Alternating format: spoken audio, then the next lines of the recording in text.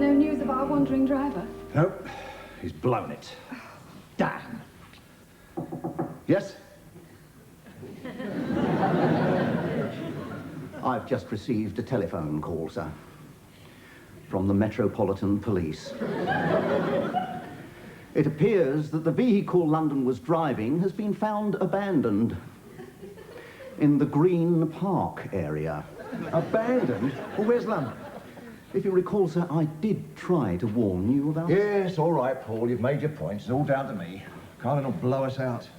And I was so sure of him. Well, I'll say goodnight then, sir. Oh, I've taken the liberty of making London's documents up. He is no longer in our employ. Good night, sir. Emma?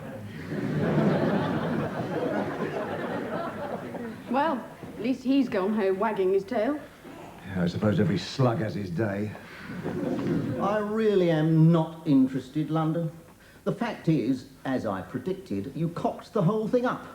You also managed to get Ronnie's van towed away by the police.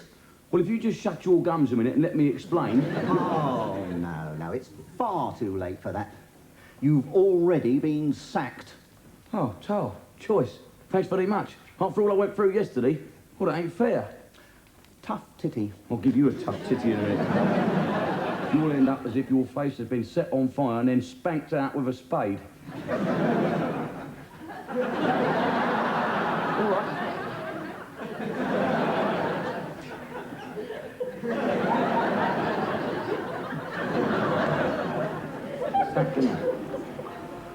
Oh, I'm sorry, love, honestly. That man's a pig. Bloody pig. It wasn't a surprise, was it? Got on the car, we all knew that. Look, Jimmy, son, at least tell me what you're doing at the West End, and I might still be able to have a little word with Mr. Palmer. I've tried to have a word with our Mr. Palmer. And then I'm afraid Mr. Palmer's dead, is he? Something's come up. He's done me up like a kipper, hasn't he? What you do now, Jim? I'll get by a little. Put him on charm. Yeah. Oh, well, time to go. Back on the rock and roll? Looks like it, doesn't it, mate?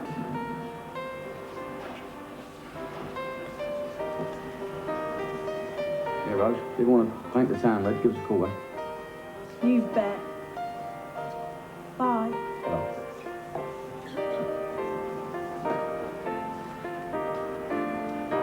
Bill. Hi, Jim.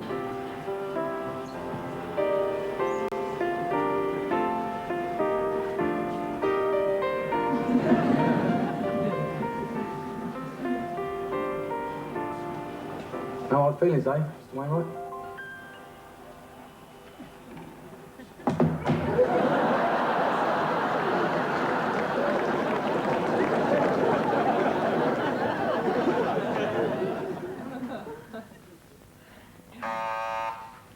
Yeah? It's long distance, New York. Yeah, it's about 3,500 miles, I should think. No,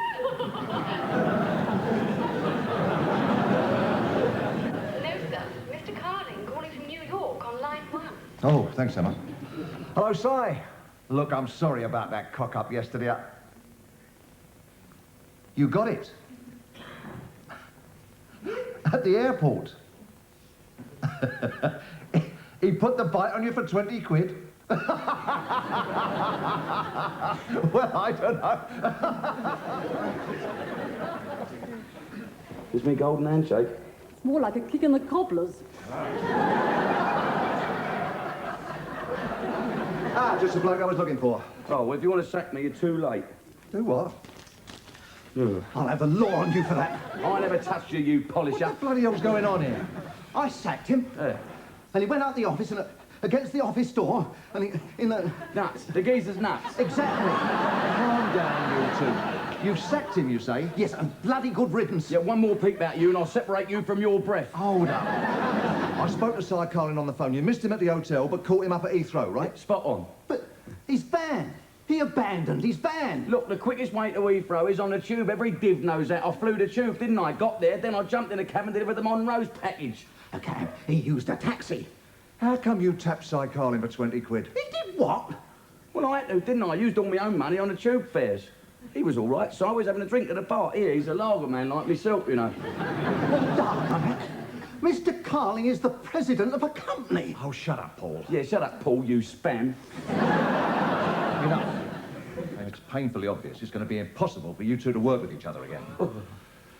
You want him out of your hair, correct? Right out. And you want a job, correct? Yeah, not near Rent a Twitch. I'll talk to you later. Very well, sir. You just think yourself lucky. I'll thump you in Now, a minute. leave it out. For Gord's sake. Go on, Paul. Be at this address, 9 o'clock tomorrow morning. Mandy's massage parlour.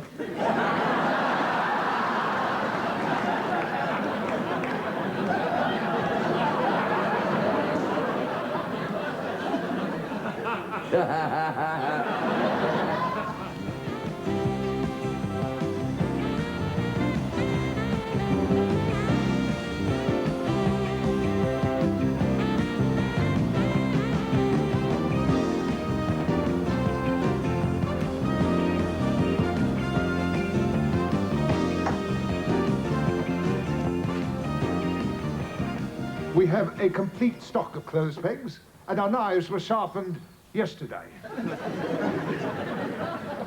I was you, mate, I'll get some tax on that old banger of yours.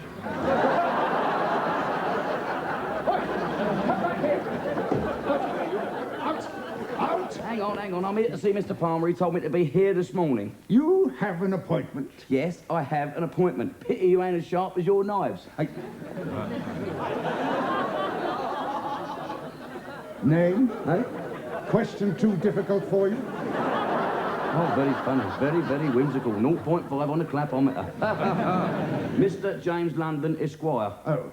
Well, if you're here for the reason I think you are, you'd better be nice to me, Sonny, because you'll soon find out that I am the main man around here. Well, fall about in my backyard. No, laddie.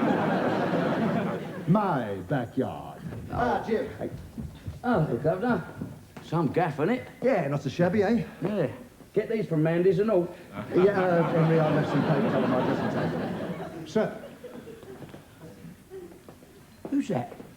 It's Henry, the butler. The butler. Straight, you winded me up. You want a job? Here's what? Chauffeur. Me, your chauffeur? I'll double what you're getting now. There's a self-contained flat over the garage that goes with the job, and all your meals are found. So what do you say? Why me? Instinct tells me you'll be good. Apart from that, I need someone that can think for himself and is prepared to duck and dive to get the job done. Thanks, Henry. So what do you say? Would like to wear a tit for? Only on your head. Governor, you can drive yourself a chauffeur.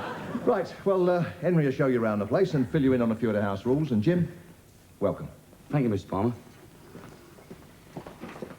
Well, Henry, looks as though we'll be seeing quite a lot of each other then. it's Mr. Constance, you laddie, and as for seeing a lot of each other, it will only be a temporary state of affairs, I can assure you. You leaving then? No, it's not me that'll be leaving. I'll leave off. I ain't even started yet. I had a very interesting telephone conversation with Mr. Wainwright this morning. Wobbler. Be interested to hear what he had to say. I think you'll find the situation here quite unsuitable. Unsuitable, eh? How would you know what's unsuitable for me? Do you know who I am? 25 years, the First Division, never played a number 2. I can drive the lot, mate, from Rolls Royces to roller skates. I'll probably be here a lifetime. You'll not last a month. You don't want to put pound notes on it, do you, mate? Wouldn't I? And I am not your mate. You made that abundantly clear, ain't you? Well, I've got 50 quid in my pocket that says I'll last a month. Well, I'm not normally a betting man. Or put up, or shut up. Laddie, you've got yourself a bet. Deep joy. Well, come on then, where I'm from, a bet's not a bet until it's shaken on. And where I come from, laddie, a gentleman's word is binding. So are boiled eggs, mate. Come on, no shake, no bet. Right. Right. And there's me worrying you two wouldn't see eye to eye. Just shows you how wrong you can be. You